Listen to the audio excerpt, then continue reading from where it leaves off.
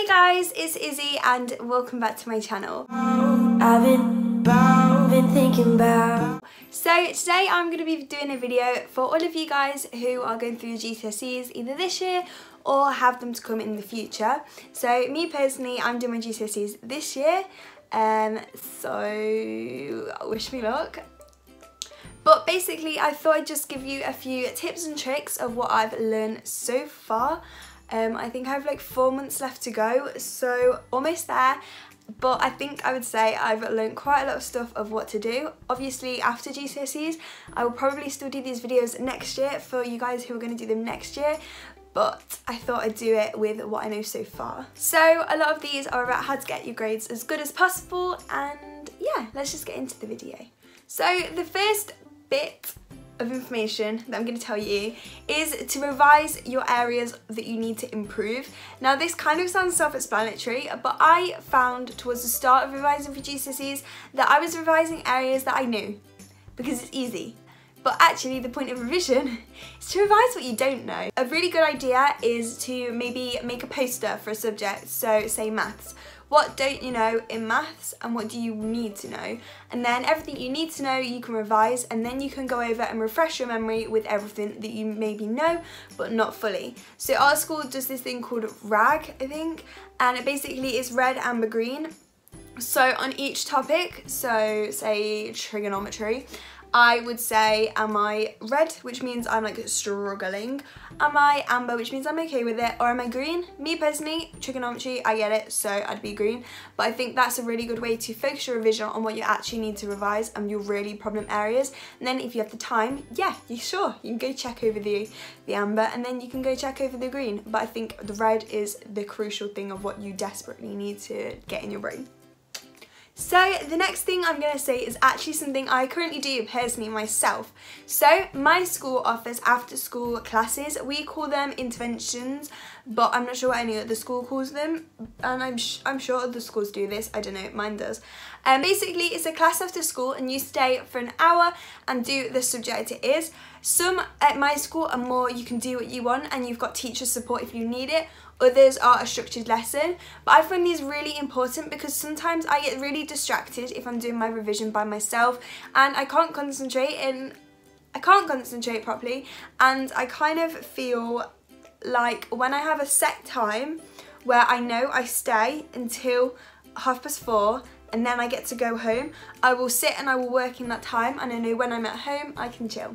So I think they're really important, and as well you have the support of your teachers, so if you're stuck you get help. And yeah, I'm sure other schools do that. I mean my school does, so your school should, but I think they're a really good idea to go along to because like I say, it is a set structured time. You can be helped with what you're learning, and yeah, I think it just helps you get it in your head better. Okay, so I personally don't find a problem with this, but quite a lot of people I know will sit and revise for hours on end, and actually that is bad for you, I know.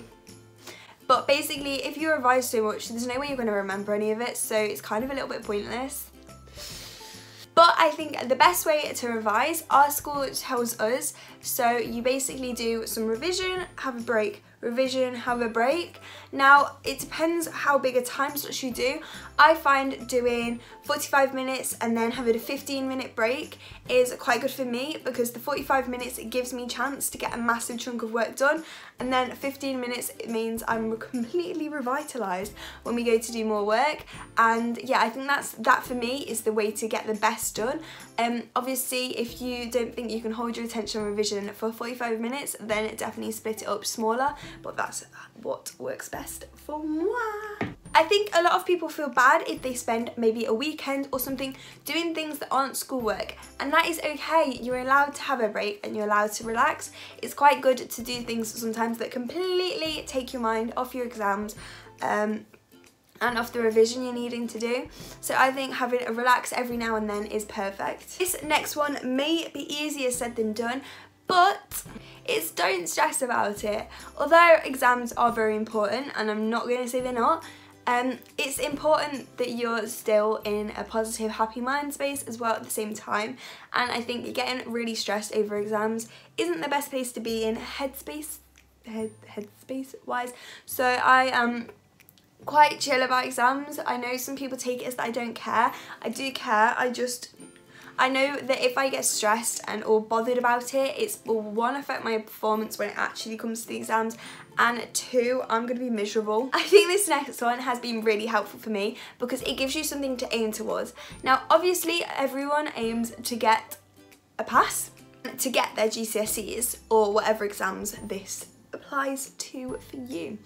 But I think setting subject specific targets for each subject is also really important, so it gives you something to aim towards. So I know for one of my subjects that I really struggle with, although it might not be as high as my other grades, I've set myself a target of the grade I want to get, and so I'm working towards that, and it gives me something, although I may not get, you know, an 8 or a 9 or a 7 in that subject, it gives me something to aim towards, and yeah, it gives me, whilst I'm doing my revision, a focus, which I think for me is really important because I hate doing things when there's like not an outcome, so I really like that. And then for some of my stronger subjects, it gives me something to focus the energy and the effort I'm putting in, because I know I want that grade and I want to open my results on results day and I want to be like, I got the grade I wanted. So that is basically what that point's about. I think personally revision is all about scheduling, so a revision timetable is very good, so you know and have within yourself, like, this is time when I revise, I'm going to do revision on that day, in that time, and like that's scheduled in, and it's something unavoidable, because I think me personally, I'll be like, no, I don't need to do revision.